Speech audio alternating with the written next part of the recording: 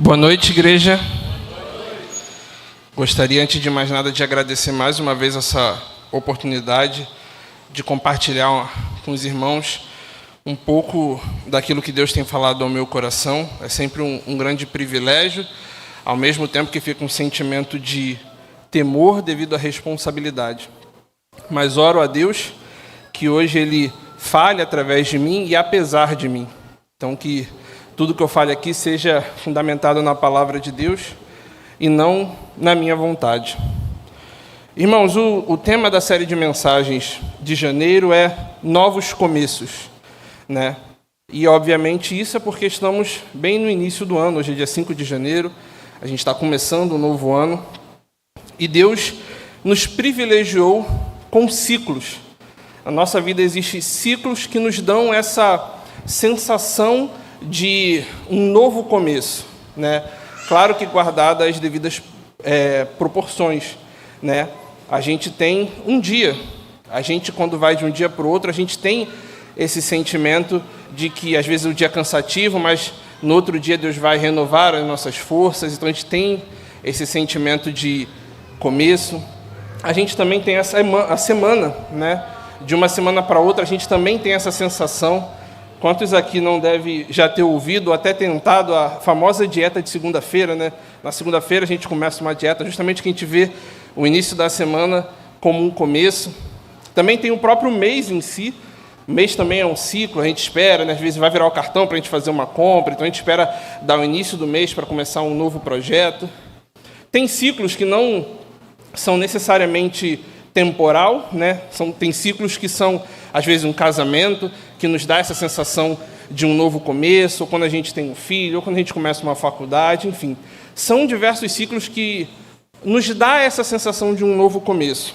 Porém, com certeza, o ciclo que mais dá essa sensação é esse ciclo anual, quando a gente vira de um ano para o outro, né? A gente tem essa sensação de que a gente pode começar a fazer novas coisas, a gente pensa em novos projetos, então a gente tem realmente essa sensação de um novo começo. O problema, né, é que esse novo começo, ele não é um começo que começa do zero, né? Não existe um restart total da nossa vida. Quando vira de um ano para o outro, os problemas, as tribulações, as preocupações, essas coisas permanecem com a gente. E por mais que a gente tenha essa sensação de um novo começo, durante o ano, muitas vezes, a gente acaba desanimando, às vezes, por causa dessas coisas que continuam, porque o pecado ainda permanece, o mal ainda permanece.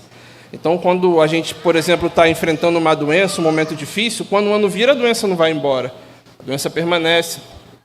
Quando a gente, no ano anterior, perde uma pessoa que a gente ama, quando o ano vira, a dor da perda não vai embora.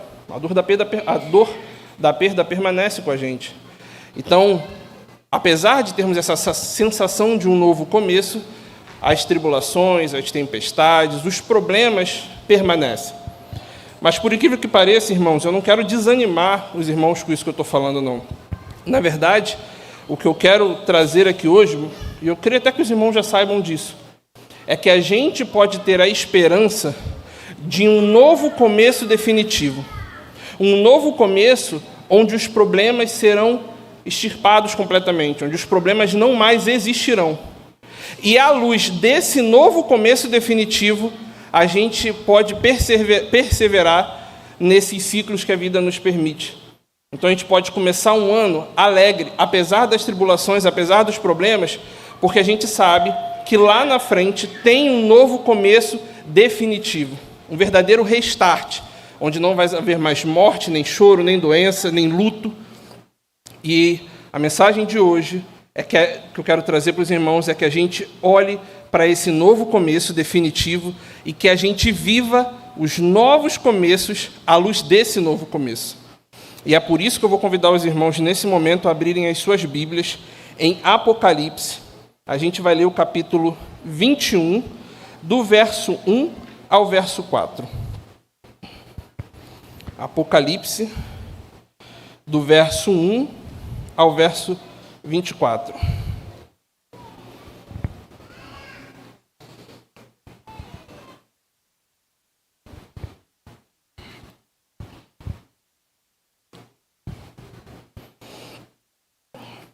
Amém?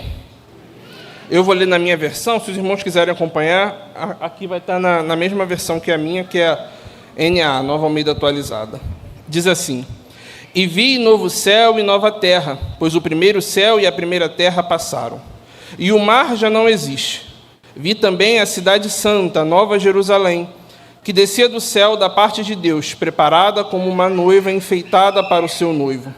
Então ouvi uma voz forte que vinha do trono e dizia: Eis o tabernáculo de Deus com os seres humanos. Deus habitará com eles. Eles serão povos de Deus, e Deus mesmo estará com eles, e será o Deus deles. E lhes enxugará dos olhos toda lágrima, e não existirá mais morte. Já não haverá luto, nem pranto, nem dor, porque as primeiras coisas passaram. Falemos com Deus. Maravilhoso Deus, Pai amado e querido, louvado e engrandecido seja o teu santo e poderoso nome, Deus. Pai, a tua palavra foi exposta, ó Deus, e eu peço que em nome de Jesus o teu Espírito Santo possa me conduzir, Pai, para que tudo aquilo que eu venha compartilhar com os irmãos esta noite, ó Deus, tenha origem na verdade que é a tua palavra, ó Deus, e não no meu coração caído. Que o Senhor prepare os nossos corações, Pai, para que essa palavra também não fique somente no nosso conhecimento, mas que ela decante aos nossos corações e transforme as nossas vidas, Pai, para que a gente possa viver dia após dia com a esperança de que haverá um tempo, ó Deus, em que todo o mal haverá de ir embora e viveremos em comunhão perfeita contigo, ó Deus. Que em nome de Jesus o Senhor possa me conduzir nesse momento. É a oração que eu te faço. Em nome de Jesus. Amém. Irmãos, então como a gente vê nesse texto, ele é um texto que o subtítulo aqui já deixa claro: o novo céu e a nova terra. Eu quero ver com os irmãos, versículo a versículo, essa realidade verdadeira e futura que eu creio que pode nos dar e deve nos dar esperança no nosso dia a dia. Eu vou repetir aqui o primeiro verso, diz assim: E vi novo céu e nova terra, pois o primeiro céu e a primeira terra passaram, e o mar já não existe. Quando esse texto está falando que o primeiro céu e a primeira terra passaram, ele está falando dessa terra corrupta, desse sistema mundano mau e corrompido, onde todas as coisas foram deturpadas. A criação boa de Deus foi deturpada por causa da entrada do pecado. Porém, no novo céu e na nova terra, todo esse sistema mau e corrupto, ele vai ser completamente tirado e destruído. Alguns versos anteriores, se os irmãos depois quiserem ler, vai falar que tudo foi jogado no lago do inferno, até a morte. Então vai vir esse novo céu e essa nova terra, onde essas coisas não mais existirão. E é interessante porque, além disso, ele acrescenta uma frase no final que pode parecer deslocada, porque ele diz que o primeiro céu e a primeira terra já passaram e o mar já não existe. E vai te falar assim: mas o que quer dizer com o mar não existe? Mar aqui, ele não está falando de um grupo massivo de água, ou seja, esse trecho não está falando que no céu não vai ter praia, por exemplo. Não é isso. Mar, dentro da leitura apocalíptica, ele está falando da origem do mal, da origem da rebelião. E me permitam mostrar isso para os irmãos, por exemplo, com um texto que está em Apocalipse 13, verso 1, que diz assim: Vi emergir do mar uma besta que tinha 10 chifres e 7 cabeças, e sobre os chifres 10 diademas, e sobre as cabeças nomes de blasfêmia. Então veja que na literatura apocalíptica, o mar é essa origem do mal e da rebelião, porque a besta, que para muitos as pessoas identificam normalmente como o anticristo, o homem da iniquidade, quando a gente olha também para o texto de Daniel 7, que é uma profecia, a gente vai ver que a besta não se refere só ao anticristo, mas todo a um sistema de rebelião que visa ameaçar a perfeição. Então, quando o texto diz que o mar já não existirá, que o mar já não existe, ele está falando que toda essa origem do mal, todo esse mal, toda essa rebelião, tudo aquilo que representa esses poderes malignos já não vão mais existir. Então, nesse novo céu e nova terra, não só o mal vai ser extirpado, mas a própria origem do mal vai ser extirpada. Porque esse novo céu e a nova terra vai ser completamente pura, sem pecado, sem mal, sem nada que é ruim. É o Gênesis 1 e 2 sendo restaurado. Então todo o mal vai deixar de existir. E aí no verso 2, essa ênfase vai ser aumentada. Porque no verso 2 vai dizer assim, ó: vi também a cidade santa, a nova Jerusalém, que como uma noiva... Vi também a cidade santa, a nova Jerusalém, que descia do céu da parte de Deus, preparada como uma noiva, enfeitada para o seu noivo. Essa primeira parte do texto, vi a cidade santa e a nova Jerusalém, isso aqui é uma coisa que é chamada de estrutura de aposição. E o que é isso? Oposição é aquilo que gera um conflito, que gera uma distinção. Aposição é aquilo que complementa. Ou seja, o que o texto está fazendo é, a segunda palavra está qualificando e reforçando o conteúdo da primeira, ou seja, a Nova Jerusalém está reforçando o conteúdo de Cidade Santa. E os irmãos vão entender por que isso é importante. Porque essas duas palavras juntas, elas estão acentuando, elas estão destacando duas coisas. Quando diz Cidade Santa, ela destaca a santidade e a pureza dessa cidade e povo. Ou seja, Cidade Santa está falando de um povo santificado, um povo redimido. O quê? Pelas suas obras? Não. Pelo sangue do Cordeiro. Está falando de um povo que foi limpo pelo sangue do Cordeiro. Está falando de um povo que foi resgatado pelo sangue de Cristo. E aí a palavra que vem na sequência, Nova Jerusalém, ela vai enfatizar mais ainda, porque ela vai dizer que essa cidade e povo... ela é completamente renovada e transformada. E quando diz Nova Jerusalém, ela está fazendo um contraste justamente com a Jerusalém terrestre. O que é Jerusalém terrestre? É esse mundo que a gente vive mal, corrupto, injusto. Esse mundo que quando a gente olha nas redes sociais, quando a gente olha para o próximo, a gente vê esse mal que a cada dia parece estar se proliferando e aumentando. Onde a gente vê o mundo, o amor de fato esfriar. Isso é Jerusalém terrestre. Então, quando aqui diz essa nova Jerusalém, é fazendo um contraste muito específico com a terra corrupta. Porque, de novo, neste lugar não haverá mais corrupção. Só que ela não está fazendo um contraste só com a nova Jerusalém terrestre, mas também com a Babilônia, que é descrita em Apocalipse, que também se refere a um sistema mundano e corrupto. Olha, por exemplo, Apocalipse 17, verso 5. Na sua testa estava escrito um nome, um mistério: Babilônia, a grande mãe, a mãe das prostitutas e das abominações da terra. Então, quando o texto está dizendo que vi a cidade santa, a nova Jerusalém, João está falando: eu vi uma cidade onde não existe o mal, onde tudo aquilo hoje que nos causa pavor, e não só pavor, muitas vezes que faz com que a gente faça essas coisas erradas também. João está olhando para isso e dizendo: não existe mais nada disso. Existe um povo redimido, onde o mal já não existe. E o texto ainda vai acentuar isso ainda mais, porque o que ele vai dizer na sequência é que descia do céu da parte de Deus, ou seja, essa cidade santa, essa nova Jerusalém, ela não foi construída, ela não foi alicerçada pela mão dos homens, mas sim por Deus. É Deus que criou essa cidade santa. É Deus que salvou essas pessoas que estão redimidas lá. Então isso não é uma construção humana. Isso é uma construção do próprio Deus. É uma construção divina, enfatizando que a redenção e a glorificação são atos soberanos de Deus e não nosso. É por isso que a gente sabe que a gente não pode alcançar a nossa salvação por conta própria. A nossa salvação é mediante a fé em Cristo, porque toda a obra foi feita por Cristo na cruz do Calvário. Foi Ele que levou sobre si os nossos pecados e as nossas iniquidades, sendo inocente e morrendo no nosso lugar, para que a gente pudesse fazer parte desse novo começo definitivo. Para que, por causa de Cristo, a gente possa fazer parte dessa cidade santa, dessa nova Jerusalém. Dando continuidade, no verso 13... vai dizer, no verso 3, perdão. No verso 3 vai dizer assim, só um minuto.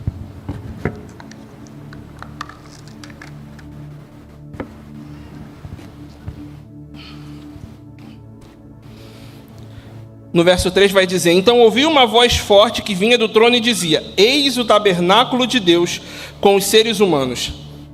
Deus habitará com eles, eles serão povos de Deus, e Deus mesmo estará com eles e será o Deus deles. Irmãos, esse texto, esse versículo, ele é muito forte, mas para que a gente entenda da forma mais completa possível esse texto, a gente precisa fazer de forma simples, um histórico todo da história da redenção. Porque esse texto está falando que Deus habitará conosco. E o que isso quer dizer? Em Gênesis capítulo 1 e capítulo 2, enquanto o pecado ainda não tinha adentrado o mundo, a gente vê uma comunhão perfeita entre o homem e Deus. Deus, ele conversava e estava presente com o homem na viração do dia. Imagine isso, irmãos. Na parte da tarde, Adão e Eva tinham contato direto com o próprio Deus. Imagina isso, você poder tomar à tarde um café com Deus. Era mais ou menos isso. Adão e Eva tinham contato com o próprio Deus, porque o pecado não existia.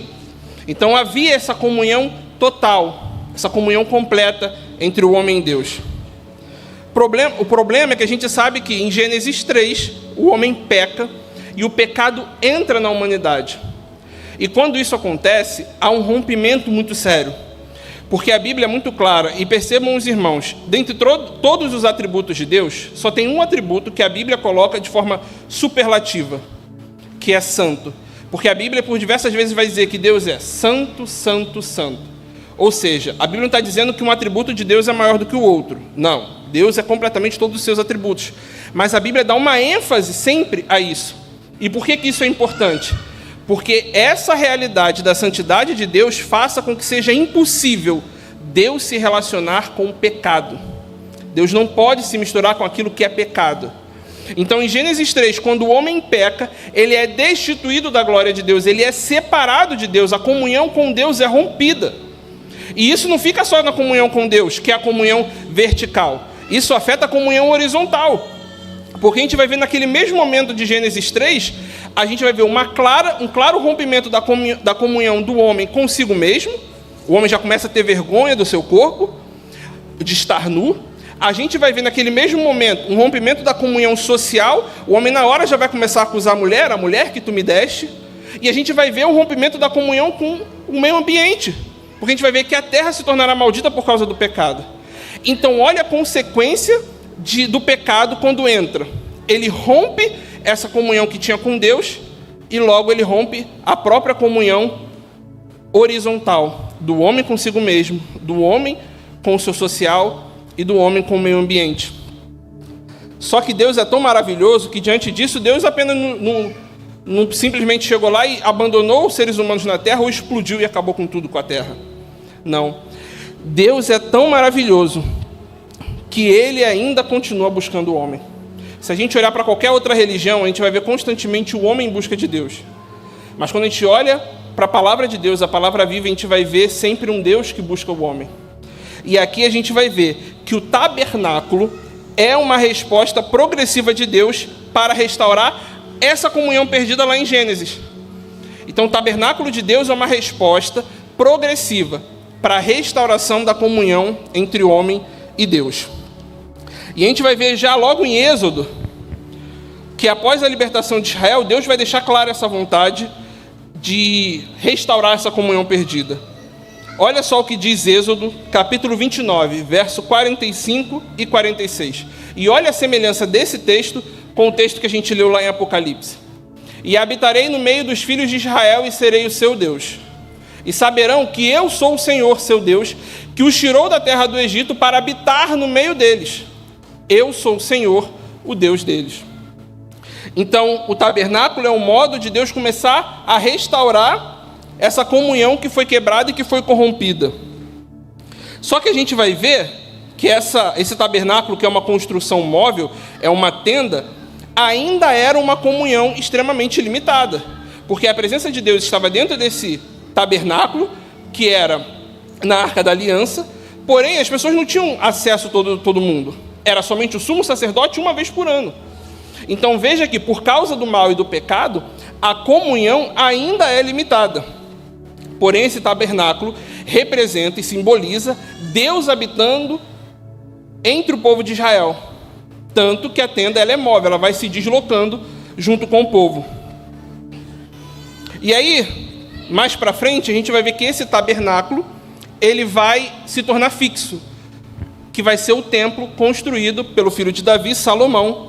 E ele vai construir esse templo em Jerusalém, e a gente vai ver que no dia da dedicação, que está lá em 1 Reis, capítulo 10, verso 11, a glória de Deus encheu o templo, mostrando que Deus estava corroborando com aquele templo. Só que um pouco tempo depois, a gente vai ver que esse templo vai ser destruído pelos babilônicos. Pouco tempo depois que eu me refiro aos capítulos da Bíblia, tá, irmãos? O tempo é maior na história. Mas a gente vai ver que esse templo foi destruído.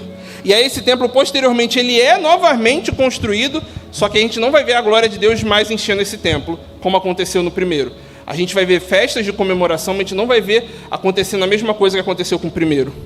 Mas é porque aí já estava próximo aquilo para que o tabernáculo do Antigo Testamento apontava, que é o tabernáculo verdadeiro, ou melhor, quando diz verdadeiro parece que o outro é falso, é o tabernáculo completo, que é o próprio Jesus.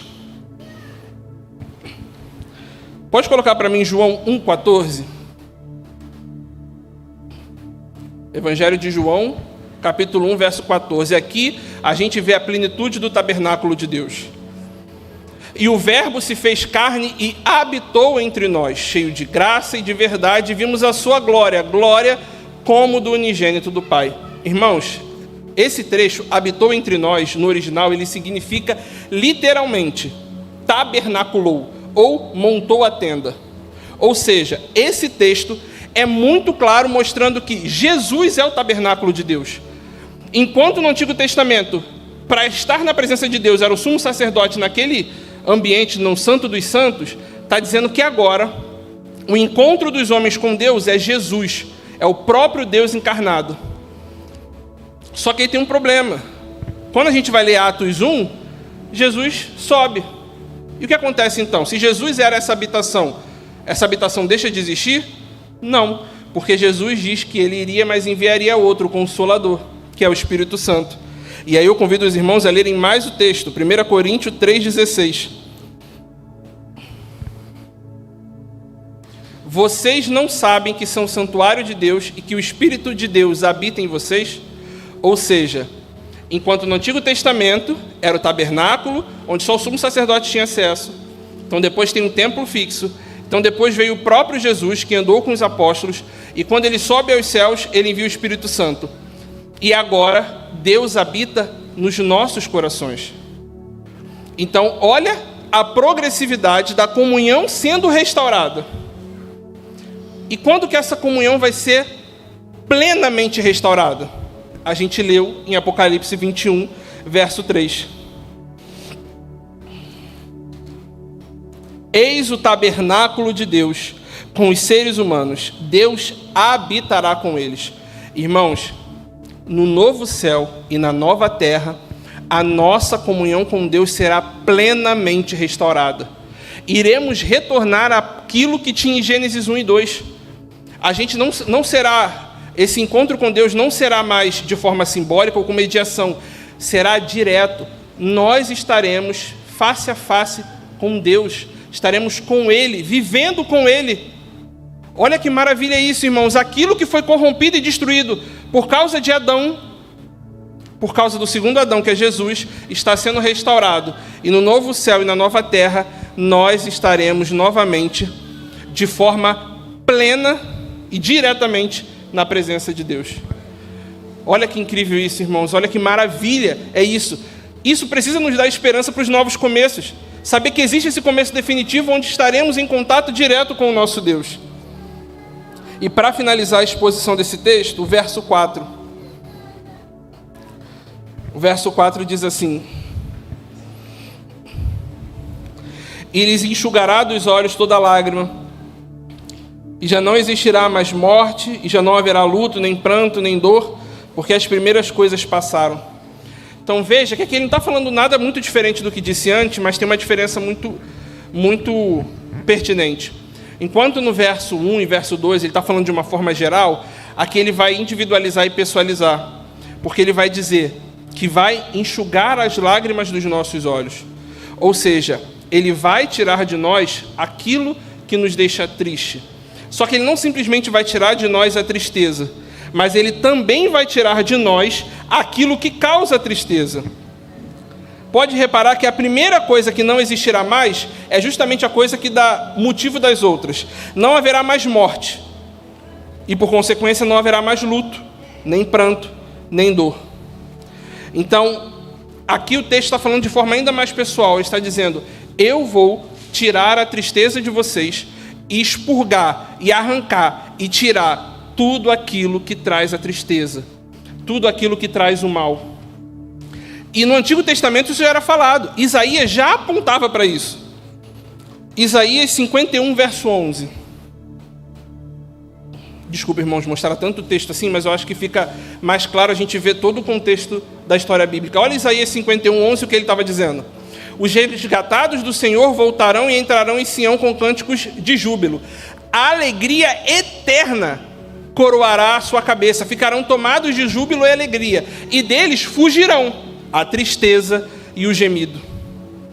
Irmãos, eu não sei a dor que você carrega, mas saiba que existe uma realidade futura, uma realidade real, onde isso não mais existirá. Não haverá mais dor, não haverá mais luto, não haverá mais morte e não haverá mais o mal. E aí ele finaliza esse trecho justamente se referindo ao verso 1, que ele diz: porque as primeiras coisas passaram, que é justamente o que o verso 1 vai dizer, que o primeiro céu e a primeira terra passaram. E aí eu queria pensar um pouco com os irmãos.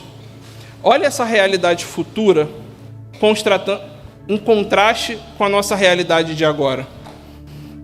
Por exemplo, quando a gente fala da morte, atualmente, qual é a palavra que as pessoas usam muito para falar que a morte é algo normal e corriqueiro? Qual é a palavra que se usa? Que a morte é uma coisa o quê? Alguém sabe se é uma palavra? Natural. Que a morte é natural. Só que deixa eu falar uma coisa para os irmãos. Não há nada mais antinatural do que a morte. Porque tudo aquilo que é natural está presente em Gênesis 1 e 2.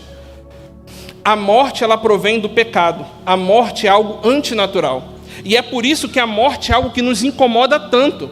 É por isso que a morte fez com que Jesus chorasse de frente para o túmulo de Lázaro, mesmo sabendo que ele seria ressuscitado. Porque a morte é algo ruim, é algo antinatural, o sofrimento é antinatural. Tudo isso provém da corrupção da criação perfeita de Deus. Tudo isso provém do pecado. É por isso que quando a gente olha para a realidade hoje, a gente não se conforma com tudo isso que tem aí.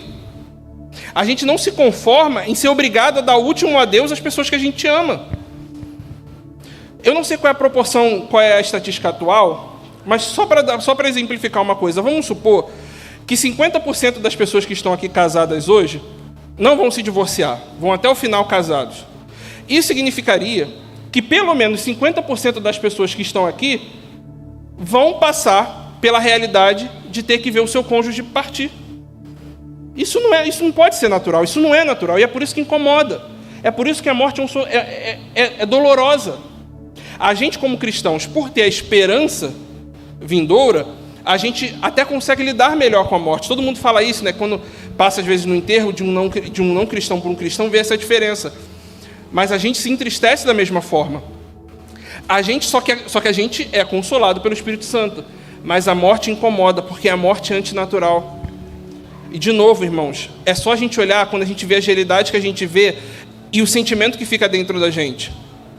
Eu estava passando no Instagram, né, aquela aba infinita, passando para cima, e eu vi uma criança de 3 anos lutando contra o câncer. Aí eu pergunto para os irmãos, isso soa natural?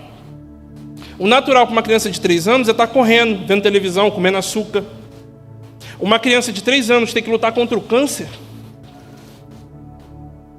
Essa realidade só existe por causa do pecado. Essa realidade só existe por causa do mal. E a culpa não é só de Adão, não. A culpa é nossa. Porque a gente peca. A gente erra constantemente. Se tivesse no lugar de Adão, a gente teria feito a mesma coisa. Então a culpa não é de Deus. Pelo contrário. O que Deus faz com essa realidade nossa de sermos pecadores? Ele entrega o seu próprio Filho na cruz do Calvário. O próprio Filho dele é despedaçado na cruz do Calvário por causa da gente. Só que 3 dias depois, o corpo do seu filho é restaurado, porque é o primeiro ato de Deus que está restaurando todas as outras coisas. Porque a gente vai ser levado para um momento onde a gente não vai sofrer, onde a gente não vai chorar, onde a gente não vai precisar dar o último adeus às pessoas que a gente ama. Essa realidade é uma realidade verdadeira e que precisa confortar os nossos corações. É diante dessa realidade que a gente consegue viver o dia de hoje, porque a gente sabe que o próprio Deus se tornou carne e morreu no nosso lugar. O próprio Deus sofreu muito mais do que a gente sofreria, porque uma pessoa lá fora que não reconheça Cristo, que seja condenada pelos seus pecados, ela vai ser condenada pelos seus pecados.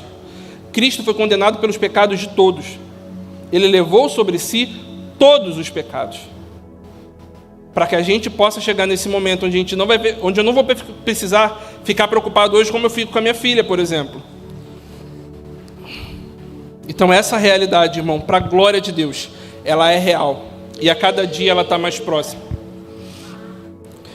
E eu queria compartilhar com os irmãos, já para finalizar, 3 aplicações práticas dessa realidade, porque a Bíblia, ela não é somente para o nosso conhecimento, como eu falei na oração que eu fiz no início.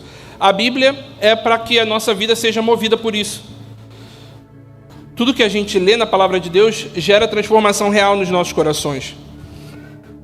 E a primeira aplicação prática é perseverança nos desafios. Essa realidade, como eu já disse em todo o decorrer da mensagem, essa realidade faz com que a gente possa perseverar mesmo diante do mal e mesmo diante dos problemas, mesmo diante da dor, mesmo diante da perda. Porque a gente sabe para onde a gente está indo. A gente sabe desse futuro que está garantido, não por causa das nossas forças, mas por causa daquele que se entregou no nosso lugar. O próprio verso 5, eu não li, de Apocalipse 21, diz assim: E aquele que estava sentado no trono disse: Eis que faço nova todas as coisas, e acrescentou: Escreva, porque estas palavras são fiéis e verdadeiras. Essa realidade é real. Então, com isso, a gente pode viver o dia de hoje, preparado para o mal que pode vir no dia de amanhã, porque Deus está no controle de todas as coisas e Ele nos sustenta. A gente também pode ter gratidão. Com essa realidade, a gente precisa ficar grato todos os dias. Todos os dias que a gente, só de levantar da cama, já é um motivo para a gente estar grato. A gente ter comida sobre a nossa mesa, a gente ter um teto sobre as nossas cabeças, já é motivo para a gente estar grato. Gratidão, contentamento é algo que precisa fazer parte da vida do cristão, justamente pela realidade que a gente sabe que a gente recebeu através do sangue de Cristo. E por último, sermos testemunhas. O nosso papel é sermos testemunhas dessa realidade vindoura. O nosso papel é que o mundo olhe para nós e veja essas pessoas, que a gente resplandeça a luz de Cristo. Precisamos ser testemunhas dessa realidade, precisamos ser testemunhas daquilo que a gente prega, daquilo que a gente diz crer. E concluindo, meus irmãos, que a gente possa, dia após dia, confiar ainda mais nesse futuro, de forma que a gente viva todos os novos começos das nossas vidas, que a gente possa, esse ano que acabou de se iniciar, que a gente possa projetar as coisas e seguir em frente, lembrando sempre que essas coisas precisam apontar para o novo começo definitivo, ou seja, precisam ser para a glória de Deus, para o testemunho da glória de Deus. Então eu espero de coração que essa mensagem, apesar de talvez ter sido triste, que ela possa aquecer o coração dos irmãos com esperança, sabendo desse tempo vindouro. E finalizo dizendo para aqueles que ainda não têm essa realidade na sua vida, por não crerem que Cristo é o seu Salvador, por não terem reconhecido isso. Esse novo começo que eu expliquei aqui, ele se aplica por um outro novo começo que eu nem cheguei a citar na mensagem de forma explícita. Quer nos tornarmos uma nova criatura, que acontece quando nós reconhecemos Cristo como nosso único e suficiente Salvador. Se você está aqui na igreja hoje, se você está assistindo pela internet, e Cristo não é o seu Salvador, você não reconhece a sua pecaminosidade, aproveitem o momento, não deixem passar. Conheçam a Jesus e reconheçam o quão pecadores vocês são, porque nós temos um Salvador. Nós temos alguém que morreu no nosso lugar, que pereceu na cruz para que nós tivéssemos, através do seu sangue, vida eterna e que a gente vá viver no novo céu e na nova terra por causa desse sangue. Amém, meus irmãos? Eu gostaria de orar com os irmãos mais uma vez. Maravilhoso Deus, Pai amado e querido, louvado e engrandecido seja o Teu nome, ó Deus. Te agradeço, Pai, por essa oportunidade.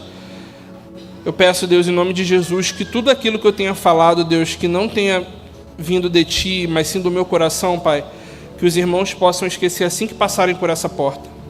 Mas que tudo aquilo que eu falei, Pai, que seja alicerçado na Tua palavra, Pai, por favor, que isso penetre nos nossos corações, Pai, que isso nos dê esperança dia após dia desse momento vindouro, ó Pai, que possamos ser fortalecidos nessa verdade, ó Pai, na verdade em que habitaremos, ó Deus, que estaremos contigo num novo céu, numa nova terra, onde não haverá mais choro, nem luto, nem morte, nem sofrimento, nada de ruim, Deus, mas desfrutaremos eternamente, ó Deus, da Tua presença, Pai.